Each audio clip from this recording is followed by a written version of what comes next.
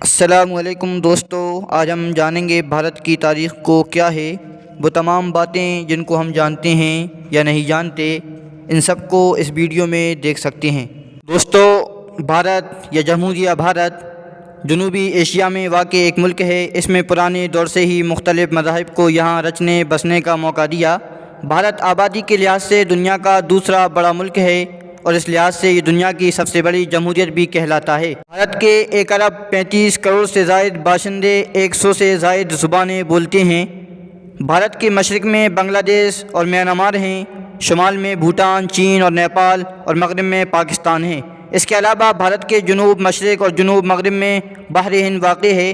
نیز یہ ملک سری لنکا اور مالدیپ کے قریب ترین ملک ہے، جبکہ بھارت کے نکوبار اور انڈمان جزیرے تھائی لینڈ اور انڈونیشیا سے سمندری حدود سے جڑے ہیں۔ دوستو، بھارت کے کچھ مغربی علاقے زمانہ قدیم میں وادی سندھ کے مراکز میں شامل تھے، جو تجارت اور نفع بخش سلطنت کے لیے قدیم زمانے سے ہی دنیا میں مشہور تھی۔ 4 مشہور مذاہب، جن میں ہندو مت، بدھ مت، جین مت اور سکھ مت نے اسی ملک میں جنم لیا، جبکہ جودھا مت، مسیحیت اور اسلام اپنے ابتدائی دور میں ہی یہاں پہنچ گئی تھی، جس نے اسے علاقے کی تہذیب و ثقافت پر نقوش مرتب کیے۔ اس علاقے پر آہستہ آہستہ ایسٹ انڈیا کمپنی کا تسلط 18ویں صدی میں شروع ہوا، جبکہ 1857 عیسوی کی جنگ آزادی کے بعد یہاں برطانیہ کی براہ راست حکومت قائم ہوئی۔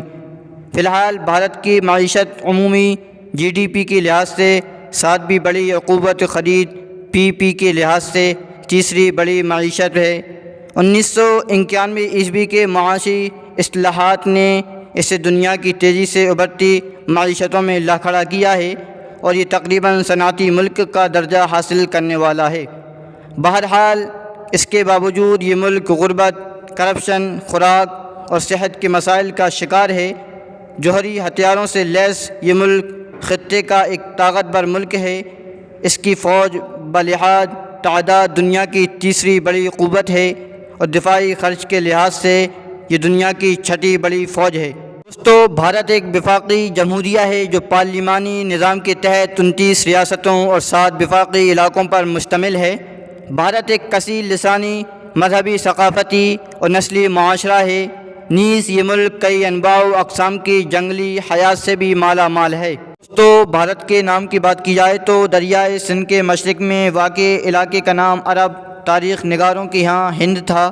علامہ اقبال کا مشہور نغمہ سارے جہاں سے اچھا ہندوستان ہمارا الفاظ سے شروع ہوتا ہے۔ اس کا ایک اور نام انڈیا ہے، جو انڈس دریا سے لیا گیا ہے۔ دوستو، ماضی میں اس خطے کو عموماً ہندوستان یا بھارت کہا جاتا تھا۔ آزادی کے بعد ملک کا سرکاری نام بھارت رکھا گیا، تاہم تمام عالمی زبانوں میں اس کا انگریزی نام انڈیا ہی مشتمل ہے۔ تو بھارت کی تاریخ پر بات کی جائے تو برصغیر پاک و ہند صرف 3 ادوار میں ایک ملک رہا، ایک تو چندر گپت موریہ کے عہد میں، اور دوسرے مغلیہ دور میں، اور تیسرے انگریزوں کے زمانے میں۔ اورنگزیب عالمگیر کے دور حکومت میں مغلیہ سلطنت نسبتاً سب سے بڑی تھی۔ انگریزوں کے زمانے میں سلطنت مغلیہ دور سے قدر کم تھی۔ ان 3 ادوار کے علاوہ ہندوستان، موجودہ بھارت، بنگلہ دیش اور پاکستان ہمیشہ چھوٹی چھوٹی بے شمار ریاستوں میں بٹا رہا۔ اپنی ہزاروں سال کی تاریخ کے پیشتر دور میں بھارت چھوٹی ریاستوں ہی میں بٹا رہا ہے۔ بھارت میں پتھروں پر مصوری کی شروعات 40,000 سال پہلے ہوئی۔ سب سے پہلے مستقل آبادیاں 9,000 سال پہلے وجود میں آئیں۔ ان مقامی آبادیوں نے ترقی کر کے سندھ طاس تہذیب کو جنم دیا۔ یہ تہذیب 26ویں صدی قبل از مسیح سے لے کر 19ویں صدی قبل از مسیح تک اپنے عروج پر تھی۔ اس زمانے کی سب سے بڑی تہذیبوں میں شامل ہوتی تھی، مگر اس زمانے میں بھی اسے کبھی ہند نہیں کہا گیا بلکہ سندھ کے نام سے جانا جاتا رہا۔ برصغیر بہت عرصے تک سندھ اور ہند میں منقسم رہا۔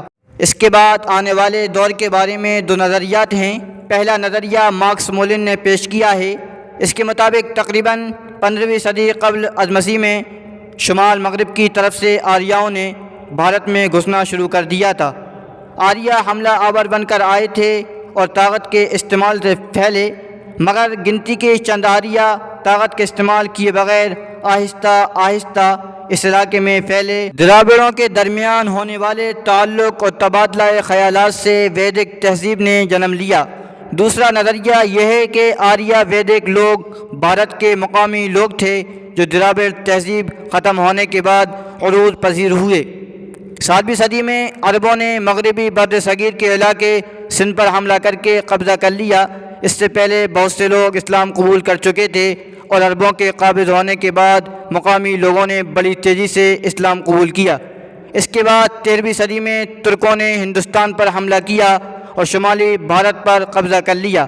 16ویں صدی میں مغلوں نے بھارت پر حملہ کیا اور آہستہ آہستہ تمام بھارت کے حاکم بن گئے۔ مغلوں کے حملے سے پہلے ہی بھارت میں مقامی لوگوں کی بڑی تعداد مسلمان ہو چکی تھی۔ دوستو 1857 عیسوی کے غدر کے بعد حکومت برطانوی تاج کے پاس چلی گئی۔ 1876 عیسوی کے بعد سے برطانوی شاہان کو شہنشاہ بھارت کا عہدہ بھی مل گیا۔ ملک کو سنبھالنے کے لیے برطانوی حاکموں نے ایسی چال چلی جس کا نام ہے بانٹو اور راج کرو۔ برطانوی پیداوار سستی اور مقامی پیداوار مہنگی کر کے مقامی صنعت کو نقصان پہنچایا گیا اور اس طرح بھارت سے پیسہ برطانویہ جاتا گیا۔ بھارت کی تحریک آزادی کا زیادہ تر زور نسلی امتیاز اور تابع تجارتی پالیسی کے خلاف تھا۔ برطانوی راج کے خلاف ایک زیادہ تر غیر تشدد پسند تحریک چلا کر 1947 عیسوی میں برطانیہ سے آزادی حاصل کی۔ بھارت کی تقسیم ہو کر دو نئے ملک پاکستان اور بھارت بن گئے۔ 1962 عیسوی میں بھارت کے متنازع علاقوں پر چین سے جنگ ہوئی۔ 1965 عیسوی میں کشمیر پر بھارت کی پاکستان سے جنگ ہوئی۔ 1971 عیسوی میں پاکستان میں خانہ جنگی ہوئی اور اس میں بھارتی مداخلت بھی ہوئی۔ اس کے نتیجے میں بنگلہ دیش وجود میں آیا۔ گزشتہ کچھ عرصے میں بھارت کی سرمایہ کاری اور پیداوار میں اضافہ دیکھا گیا ہے۔ اس کے باوجود بھارت کے سامنے بنیادی مسائل پاکستان کے ساتھ کشمیر کا تنازع، ماحولیاتی آلودگی، غربت، مذہبی نسلی اختلافات ہیں۔ تو اگر بھارت میں سیاست کی بات کی جائے تو بھارت ایک جھوٹی جمہوریت والا ملک کہنا کوئی غلط نہ ہوگا۔ جمہوریت بس نام کے لیے ہے، کاموں میں اس کا کوئی دخل نہیں۔ بھارت اپنی 29 ریاستوں، صوبے جات اور مرکزی زیر حکومت علاقوں کا یونین اتحاد ہے جس کا بنیادی ڈھانچہ وفاقی ہے۔ بھارت کی ریاست کا سربراہ صدر بھارت ہے۔ صدر اور نائب صدر بھارت 5 سالہ عرصے کے لیے منتخب ہوتے ہیں۔ بھارت میں انتظامی طاقت کابینہ کے پاس ہے۔ کابینہ کے سربراہ وزیر اعظم ہوتے ہیں۔ صدر ان کو وزیر اعظم مقرر کرتے ہیں جن کو پارلیمان کی اکثریتی جماعتوں نے نامزد کیا ہوتا ہے۔ پھر وزیر اعظم کی صلاح پر دوسرے وزراء مقرر ہوتے ہیں۔ تو بھارت میں اگر آبادی کی بات کی جائے تو بھارت اس وقت آبادی کے لحاظ سے دنیا کا دوسرا بڑا ملک ہے۔ اگر دنیا کی آبادی کو 6 حصوں میں تقسیم کیا جائے تو ان 6 حصوں میں سے ایک حصہ آبادی بھارت کی ہے۔ بھارت میں کل دنیا کے 17.5% لوگ آباد ہیں۔ آبادی کی مختلف شماریات اور تناسبات کو دیکھ کر ماہرین کا کہنا ہے کہ 2025 عیسوی تک بھارت دنیا کا پہلا سب سے بڑا ملک بن جائے گا اور اس کی آبادی چین سے زیادہ ہو جائے گی۔ بھارت کی 50% سے زیادہ آبادی نوجوانوں پر مشتمل ہے، یعنی جن کی عمر 25 سال سے کم ہے۔ بھارت میں 1 سال سے 35 سال تک عمر والے افراد پورے بھارت کی 65% آبادی ہے۔ بھارت میں زبانوں کی بات کی جائے تو بھارت میں 1000 سے زائد نسلی گروہ ہیں جو 1000 سے زائد زبانیں بولتے ہیں۔ دنیا کے چاروں بڑے خاندان ہائے زبان، دراوڑی زبانیں، ہند یورپی زبانیں، جنوبی ایشیائی زبانیں، چینی تبتی زبانیں بھارت میں موجود ہیں۔ بھارت 2 اہم زبانی خاندان ہند آریائی زبانیں اور دراوڑی زبانیں کی جائے پیدائش ہے۔ اول کو 74% اور دوم کو 24% آبادی بولتی ہے۔ دیگر زبانوں میں جنوبی ایشیائی زبانیں، چینی تبتی زبانیں جیسے لسانی خاندان شامل ہیں۔ ہندی زبان سب سے زیادہ بولی جانے والی زبان ہے۔ انگریزی زبان کو ملک بھر میں اچھی حیثیت حاصل ہے۔ تجارت، تعلیم اور انتظامیہ میں انگریزی زبان کو وسیع پیمانے پر استعمال کیا جاتا ہے۔ دوستو بھارت میں مذہب کی بات کی جائے تو بھارت میں مذہبی عقائد و اعمال کے تنوع کی خصوصیات رکھتا ہے۔ آئین میں 1976 عیسوی میں کی جانے والی 42ویں ترمیم کے مطابق بھارت ایک لادینی ریاست ہے۔ اس کا مطلب ہے کہ ریاست تمام مذاہب کے ساتھ مساوی رویہ اختیار کرے گی۔ بر صغیر کئی بڑے مذاہب کا پیدائشی وطن ہے، یعنی ہندو مت، بدھ مت، جین مت اور سکھ مت۔ بھارت کی پوری تاریخ میں مذہب ملکی ثقافت کا ایک اہم حصہ رہا ہے۔ مذہبی تنوع اور مذہبی اعتدال دونوں ملک میں بذریعہ قانون اور رسوم کے قائم ہوئے۔ بھارت کا آئین صاف الفاظ میں مذہبی آزادی کو بنیادی حق قرار دیتا ہے۔ آج پوری دنیا کی کل ہندو آبادی 90% بھارت میں ہے۔